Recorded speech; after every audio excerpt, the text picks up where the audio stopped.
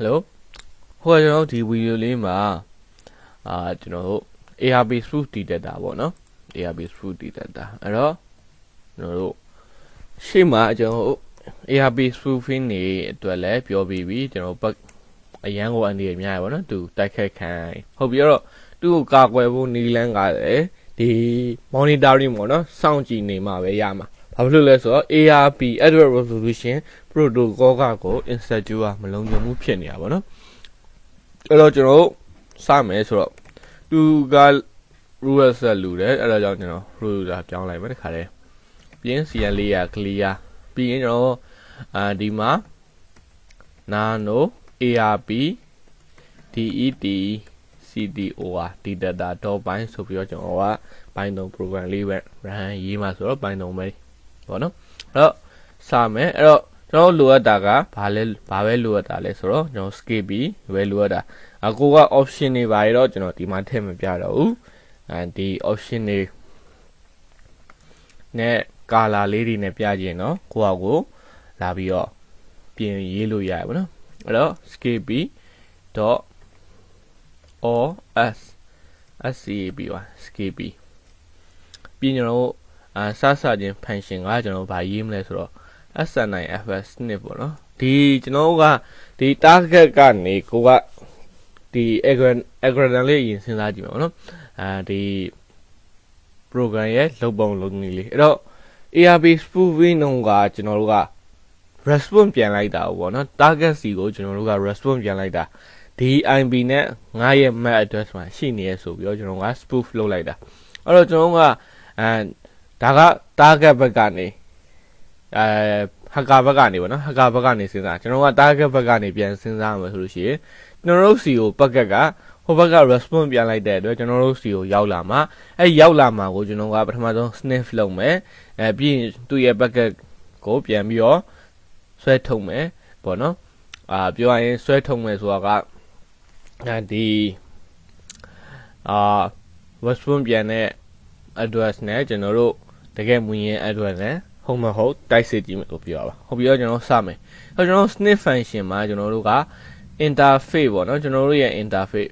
ETA0 ဆို ETA0 ပေါ့နော်ဒါကိုတော့ကျွန်တော်က option နဲ့ပြီးမှရေးခြင်းလဲရတယ်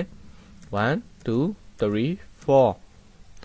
ပြီးကျွန်တော်တို့ဒီမှာ skp.sniff ဆိုတဲ့ function လေးသုံးသွားပေးမယ်2မှာကျွန်တော်တို့က interface ကို interface equal to ဆိုပြီးတော့ကျွန်တော်တို့အပေါ်က para function ရဲ့ parameter နဲ့ယူခဲ့တဲ့ interface ပဲထည့်လိုက်မယ်ဒီ STOI store ကကြတော့ကျွန်တော်တို့ကသိမ်းမှလာပေါ့နော်ဒီ sniff လောက်ထားတာကိုကျွန်တော်ကမသိမ်းဘူး force ပြီးရင်ကျွန်တော် packet ကိုညွှန်းပေးရမယ် prn equal to s9ffed sniff the packet ဟုတ်ပြီတော့ကျွန်တော်ကညွှန်းပေးဖို့ရန်အတွက်ကဒီဟာကတော့ interface မှာတော့သူဟာရှိပြီးသားနောက်ထပ်လိုတာကဘာလိုရလဲဆိုတော့ဒီ sniff the packet အတွက်ပေါ့နော်အဲ့အတွက်လိုတာအဲ့အတွက်ကိုကြတော့ကျွန်တော်ကသူ့အတွက်လည်း function ရေးလိုက်မယ် s9ffed sniff packet packet အဲ့မှာကျွန်တော်ကသူ့ရဲ့ parameter packet ပဲပေးလိုက်မယ်1 2 3 4ဟုတ်ပြီအဲ့ကျွန်တော်ကဒီမှာ packet ကို sniff လုပ်လိုက်ပြီးတော့ပြန်ပြီးတော့စစ်ထုတ်မှာပေါ့နော်အဲ့တော့ sniff လိုက်တဲ့ packet ကဒီ parameter တွေကိုဝင်လာမယ်ဟုတ်ပြီတော့ကျွန်တော်က print packet ဆိုပြီးတော့ယဉ်ကြည့်ခြင်းမယ်ဟုတ်ပြီဒါလေးကိုတစ်ချက်စေမယ်ကျွန်တော်ကဘယ် interface မှာလုပ်မှာလဲဆိုတော့ s9fs sniff eta0 မှာလုပ်မယ်ပေါ့နော် eta0 ဟုတ်ပြီဒီမှာဒီမှာရှင်းပါတယ်ဘာလဲဆိုတော့ဒီမှာလေကျွန်တော်ဒီ sniff ကိုပဲ function ကခေါ်စရာလိုတော့ဘာဖြစ်လို့လဲဆိုတော့ဒီ sniff packet အတွက်ကကြတော့ကျွန်တော်တို့ကဒီမှာရှိပြရမလို့ပေါ့နော်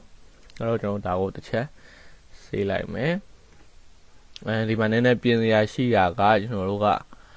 ဒီမှာကျွန်တော်တခါလဲစစ်ထုတ်လိုက်မယ်ပေါ့နော်ဘာလို့လဲဆိုတော့ဒီ packet မှာကျွန်တော်တို့အနေနဲ့ ARP မှာ detect မှာပေါ့နော် Advanced Resolution Protocol မှာ detect မှာကျွန်တော်တို့အနေနဲ့ဒီ packet ကိုစ print ပြချင်တာအဲ့တော့ကျွန်တော်တို့က if packet packet ပြီးရင်ကျွန်တော်တို့ .hash layer ဆိုတဲ့ function လေးကနေဘာ layer ရှိရင်လဲပေါ့နော်ဘာ layer ရှိရင်လဲဆိုတော့scap scap dot ARP address resolution protocol ကနေလာတဲ့ bucket ပြီးရင်ကျွန်တော်အဲ့ bucket မှာဘာရှိမလဲဆိုတော့ကျွန်တော်ကဒီမှာ scapy scapy.arp address resolution protocol ကလာတဲ့ ARP ကနေကျွန်တော်ရှေ့မှာ OP တွေ ARP spoofing တော့မှတ်မိမှာပါ response ပြန်တာလေအဲ့တော့ response ပြန်ဖို့ရန်အတွက်ကကြတော့ operation က do ဟုတ်ပြီအဲ့တော့ဒါလေးကိုကျွန်တော်ရေးလိုက်မယ်ပြီးရင်ဒီမှာ1 2 3 4 1 2 3 4ဆေးလိုက်မယ်ပြန်ထွက်မယ်အဲ့တော့ကျွန်တော်တို့ပိုင်းတုံး3 ARP spoof ဒီ ARP detector တော့ပါအဲဒီမှာ run နေပေါ့နော်အဲ့တော့ကျွန်တော်ကဒါကကျွန်တော်တို့က target ဖြစ်သွားပြီပေါ့နော်နေ ETA တွေဟုတ်ပြီအဲ့တော့အဲ့ error ကျွန်တော်နောက်မှရှင်းမယ်အဲ့တော့ပထမဆုံးကဘာရင်လုံးလိုက်မလဲဆိုတော့ကျွန်တော်တို့ hacker ဘက်က machine ကိုကာလီလုံးလိုက်မယ်ပေါ့နော်ဒီဘက်ကကာလီနဲ့ကာလီ Linux ကနေကျွန်တော်ဒီဘက် VM ကနေ host ကိုတိုက်မယ်ပေါ့နော်အဲ့ဒီဘောလေးလုံးလိုက်မယ်အဲ့တော့ကျွန်တော်တို့ဒီဟာလေးကိုစောင်းနေတယ်ဒီ error လေးကိုရှင်းရမယ်ဆိုလို့ရှိရင်ကျွန်တော်တို့ ETA0 မှာသူက string အနေနဲ့ဝင်ရမှာဖြစ်တယ်ပေါ့နော်အဲ့တော့ double quote single quote စိတ်တာထည့်ရပါတယ်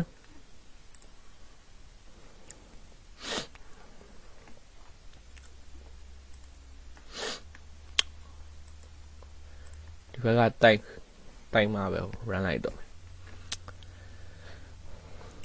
အလာရနေလင်းနဲ့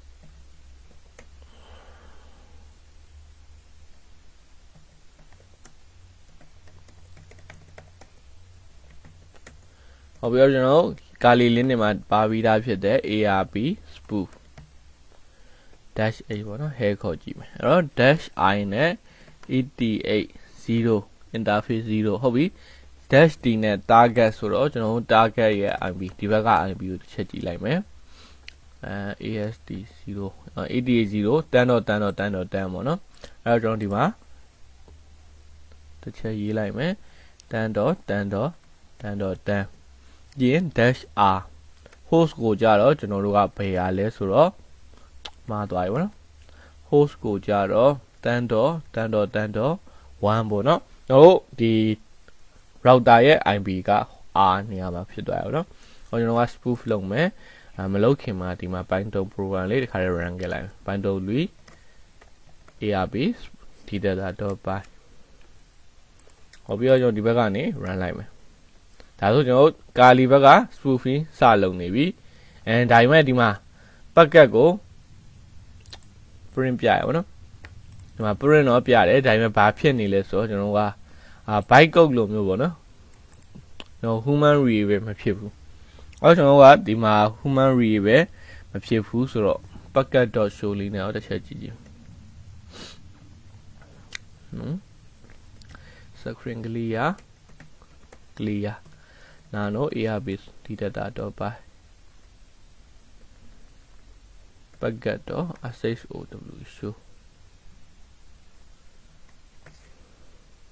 ရလာတစ်ချက်ကြည့်ကြည့်မယ်ပေါ့နော်ဒီဘက်ကလည်းပြန် run လိုက်မယ်ရပြီအခုမှပဲ human read ပဲဖြစ်သွားရပါတော့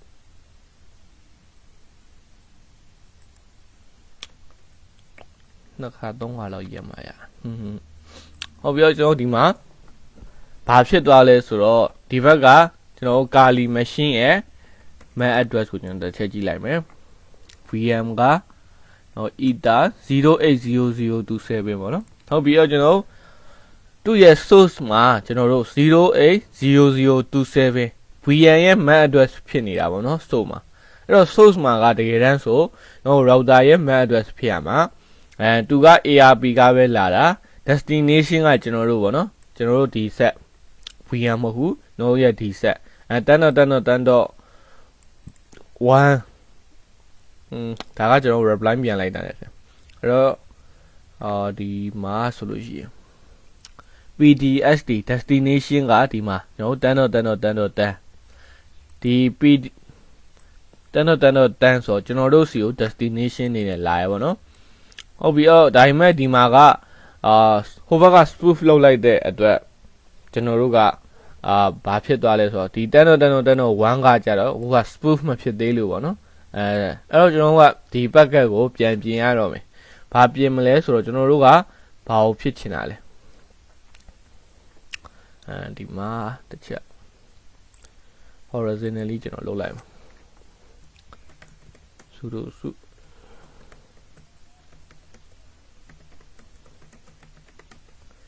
nano ARP detector.py ဟုတ်ပြီကျွန်တော်တို့ packet မှာကျွန်တော်တို့အနေနဲ့ကဘာဖြစ်ချင်တာလဲဒီ detection သိချင်တာပေါ့နော်အဲ့တော့ကျွန်တော်တို့ကစဉ်းစားမှာကဘာလဲဆိုတော့ကျွန်တော်တို့စီကိုလာတာဆိုတော့ destination ကတော့ကျွန်တော်တို့ရဲ့ address ပဲမှန်တယ်ဒါပေမဲ့ဟိုဘက်ကလာတဲ့ MAC address ကိုတိုက်စစ်လိုက်ရပြီပေါ့နော်ဘာလို့လဲဆိုတော့ IP ကတော့တူနေမှာပဲလေကျွန်တော်တို့ဒီ ARP spoofing မှာလဲကျွန်တော်တို့က MAC address ကတော့ chain လို့မရဘူးပေါ့နော် network device ကတွေမှာ MAC address ကတစ်ခုစီ MAC spoofer တွေလုပ်ရင်တော့ရအောင်နော်အဲ့ဒါကိုတော့ဒီမှာစဉ်းစားပြီးပြီဆိုတော့ရေးမယ်ပေါ့နော်အဲ့တော့1 2 3 4ဟုတ်ပြီကျွန်တော် try expectation နဲ့လုပ်လိုက်မယ်ကျွန်တော်error တက်ခဲ့ရင်ပြအောင်လို့ပေါ့နော်ဟုတ်ပြီးတော့ error တက်ခဲ့ရင်ဘယ်လိုပြမလဲဆိုတော့1 2 3 4 1 2 3 4 1 2 3 4ဟုတ်ပြီးတော့ကျွန်တော်ဒီမှာ real map ဆိုပြီးတော့ကျွန်တော်ကရေးလိုက်မယ်ဒီ real map ကဘယ်အတွက်လဲဆိုတော့ကျွန်တော်ရဲ့ router ရဲ့ MAC address လာမဲ့ function ပေါ့နော်အဲ့တော့ကျွန်တော်ဘယ်ဟာကိုပြန်ယူသုံးလို့ရလဲဆိုတော့ nano home အောက်က penguin အောက်က test အောက်က network king tools အောက်က ARP spoof pin.py မှာကျွန်တော်ဒီမှာဘာရှိမလဲဆိုတော့ဒီမှာကျွန်တော် ARP spoofing တုန်းကရေးခဲ့တဲ့ get MAC address ဆိုပြီးတော့ရှိမယ်ပေါ့နော်အဲ့ function လေးကိုကျွန်တော်ပြန်ပြီးတော့ copy paste လုပ်လိုက်ရပြီအတိတ်ရေးမနေတော့ဘူးနော်ဟုတ်ပြီအဲ့တော့ဒီမှာ real MAC address မှာကျွန်တော်တို့က ged get mac get MAC address နဲ့ကျွန်တော်တို့က function လေးနဲ့ယူလိုက်မယ်ဟုတ်ပြီအဲ့တော့နောက် packed packet မှာလာတဲ့ skp.arp square bracket psrc ပေါ့နော် real MAC address က real MAC address ကိုကျွန်တော်တို့ကရချင်တာအဲ့တော့ကျွန်တော်တို့စီကိုလာတဲ့ source က IP ကိုထည့်ပေးရမှာပေါ့နော်အဲ့တော့ကျွန်တော်တို့ source ကလာတဲ့ IP ကိုကြတော့ကျွန်တော်တို့က psrc နဲ့တက်မှတ်တယ်ဒါလေးရှေ့မှာလည်းပြောခဲ့တော့နားလည်လောက်မယ်ထင်ပါတယ်1 2 3 4ပြီးတော့ကျွန်တော်တို့ရလာတဲ့ပေါ့နော်ဒီ target ဟိုဘက်က hacker ကကျွန်တော်တို့စီကို response လုပ်တဲ့ MAC address ကိုကြတော့ isp01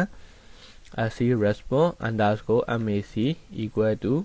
ဆိုပြီးတော့ကျွန်တော်တို့ကဒီမှာကြတော့ get MAC address မလို့တော့ဘူးခုနလာတဲ့ packet ကနေပြန်ပြီးတော့ဆွဲထုတ်လိုက်မယ် skp.arp ဒီ ARP တွေကမှကျွန်တော်တို့က hardware source ကိုလိုချင်တာ hwsrc တကယ်လို့ကျွန်တော်တို့1 2 3 4 1 2 3 4 1 2 3 4 if နဲ့ပေါ့နော် if နဲ့ကျွန်တော်တို့ဒီ response ပြန်လာတဲ့ packet နဲ့ကျွန်တော်တို့ကြည့်လိုက်တဲ့ real MAC address နဲ့ response MAC address ကမတူဘူးဆိုလို့ရှိရင်real mac max not equal မတူဘာနဲ့လဲ sponsc isp1sc response MAC address response max နဲ့မတူဘူး1 2 3 4ကျွန်တော်တို့ယူလိုက်တဲ့ MAC address နဲ့hacker spoof လုပ်တာလို့လုပ်လိုက်တဲ့ MAC address နဲ့မတူဘူးဆိုလို့ရှိရင်ကျွန်တော်တို့က print ပြပေးမယ်ဘာကိုလဲဆိုတော့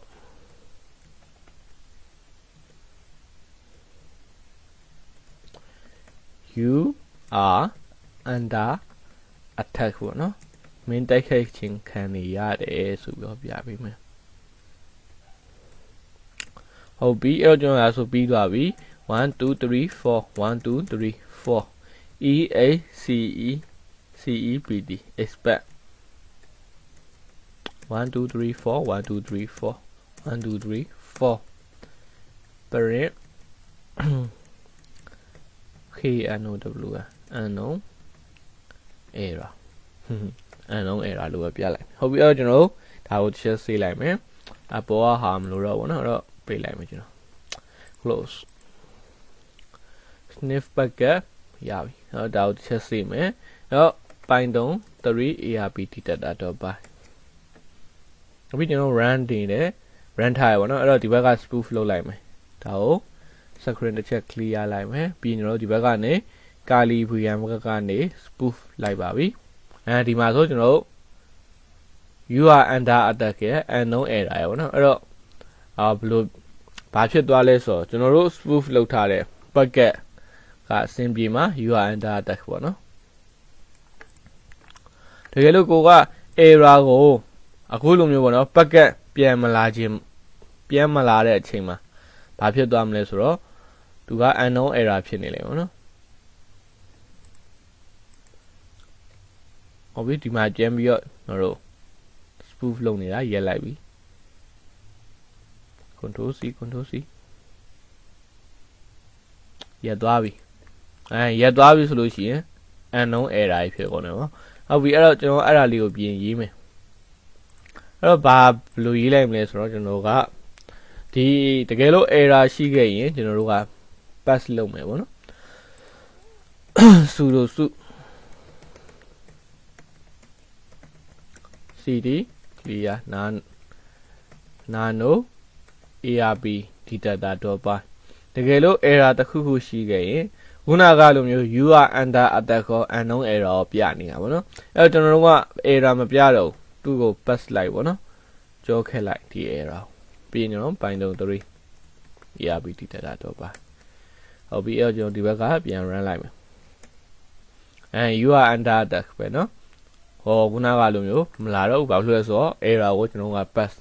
pass ခဲ့လို့ပေါ့နော်ဟုတ်ပြီအဲ့တော့ဒီဟာကကျွန်တော် ARP detector ဘယ်လိုမျိုးပိုင်း3 language နဲ့ဘယ်လိုရေးလဲဆိုတာလေးကိုကျွန်တော်ဒီ video လေးမှာတရုပ်ပြပေးတော့ပါအဲ့တော့အားလုံးပဲစင်ပြေကြမယ်လို့ထင်ပါတယ်နော်ကျွန်တော်ဒီ video လေးကိုဒီလောက်နဲ့ရပ်ပါရစေရက်ချင်း control C နဲ့ရပ်လိုက်လို့ရပါတယ်